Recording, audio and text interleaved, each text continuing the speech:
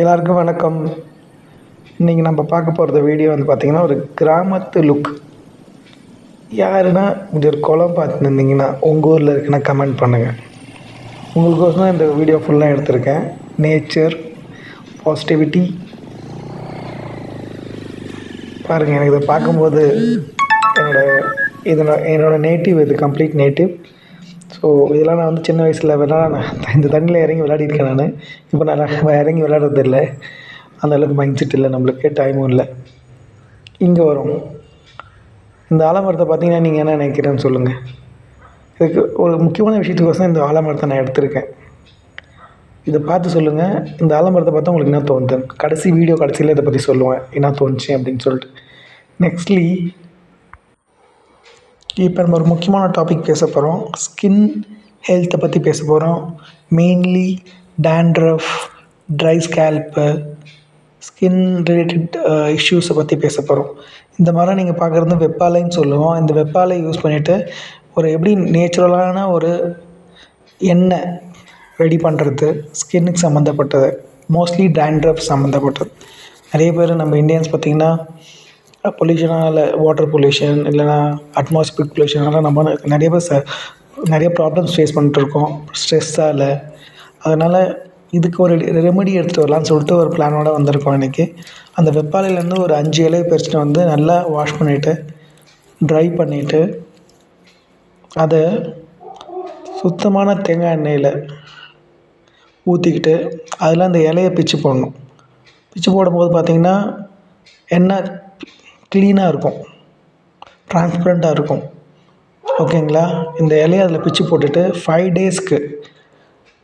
Days கண்டினியூஸாக இந்த இலையை போட்ட எண்ணெயை வெயிலில் வச்சு நல்லா காய வைக்கணும்.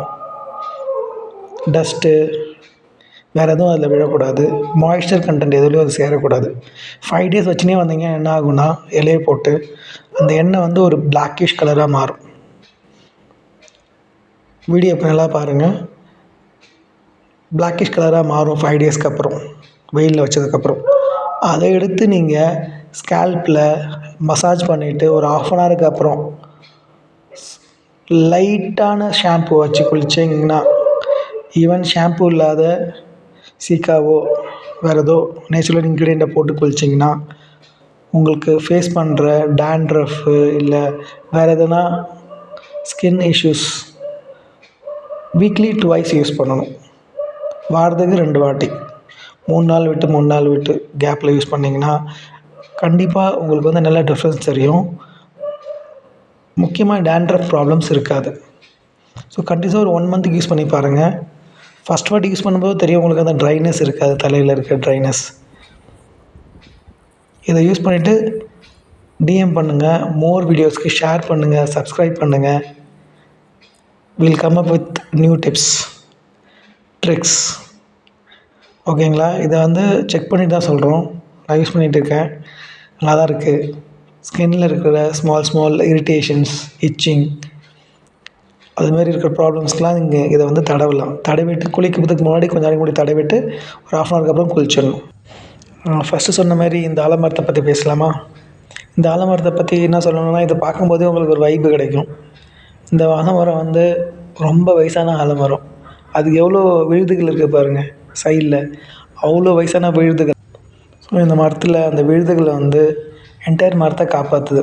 இது வந்து சப்போர்ட்டிங் சிஸ்டம். எவ்வளோ விழுதுகளுக்கு அடிஷ்னலாக வருதோ அந்த மரம் வந்து அந்த கிளைகள் காப்பாற்றப்படும். நேச்சர் சொல்ல வருது என்னன்னா, supporting system is very important.